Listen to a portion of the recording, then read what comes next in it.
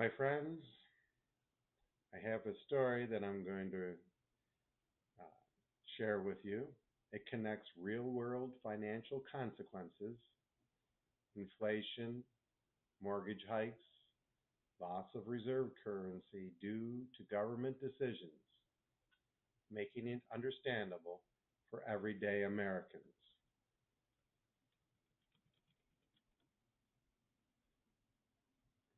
I call the story The Collapse Begins Before November 2026.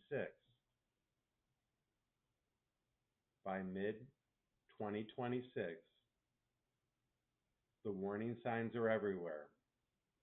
The U.S. Sovereign Wealth Fund, once promised as a game changing investment in digital assets, is hemorrhaging taxpayer money after speculative crypto assets crash. Foreign governments, alarmed by the instability, start dumping the US dollar. Inflation explodes. Food prices double in months. Gasoline soars to $12 per gallon. Mortgage rates skyrocket, forcing thousands of New Yorkers into foreclosure.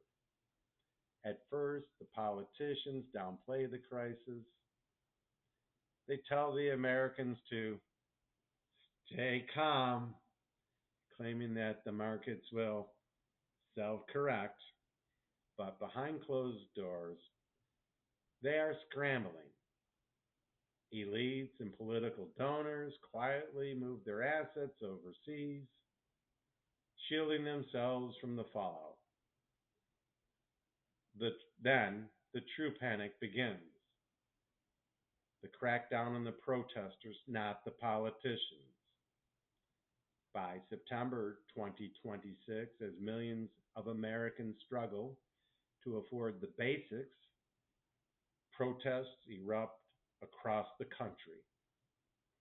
In New York's 23rd district, thousands of working families take to the streets. Farmers who can't afford fuel for their tractors block highways in protest. Factory workers and small business owners demand answers from their elected representatives. Families march on local government offices, furious that their life savings have been wiped out. But instead of responding with solutions, the government responds with force. National Guard units are deployed to restore order. Curfews are imposed in major cities, including Buffalo, Rochester, Syracuse, Albany, Binghamton, Olean, Jamestown. Social media accounts exposing financial corruption are banned. In October of 2026, the first mass arrests take place.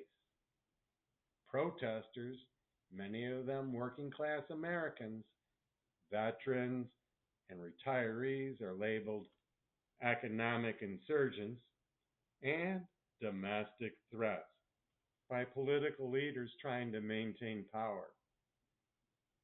Who gets arrested? Not the politicians who orchestrated the economic collapse.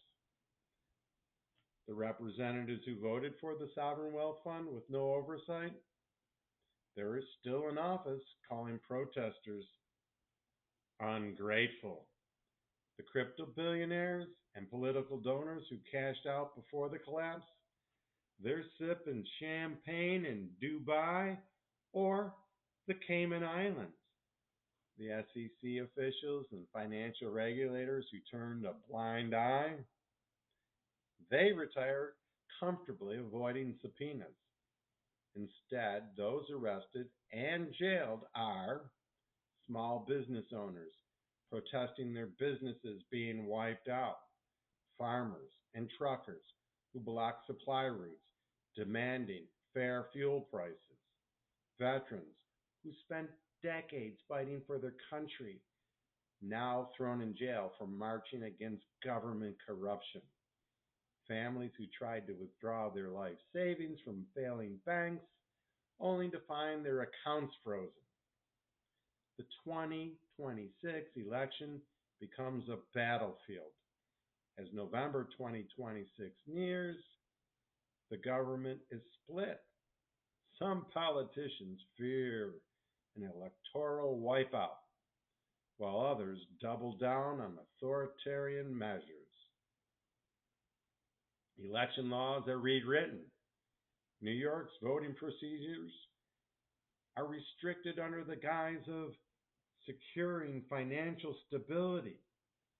Voter suppression intensifies, especially in blue collar areas hardest hit by the economic crash.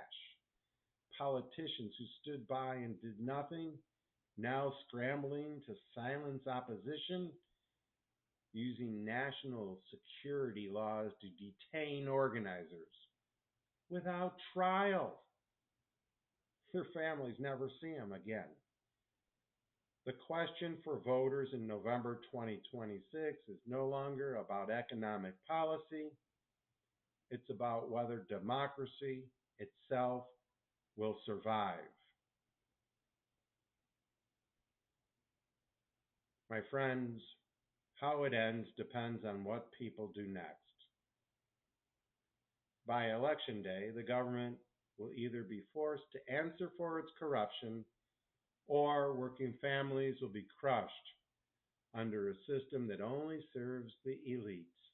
If Americans rally, vote, and demand justice, politicians will be removed, investigations will begin, and those responsible could be held accountable.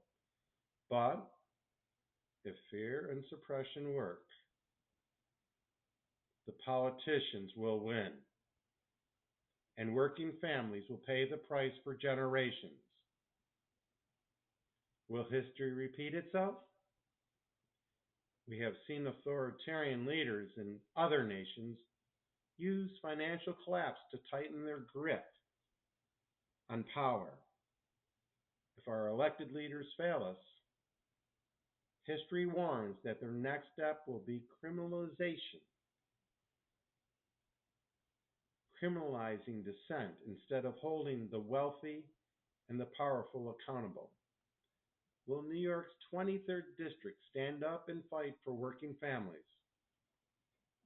Or will their representatives betray them, allowing corruption to go unpunished while the American people pay the price? My friends, the choice is ours, but time is running out.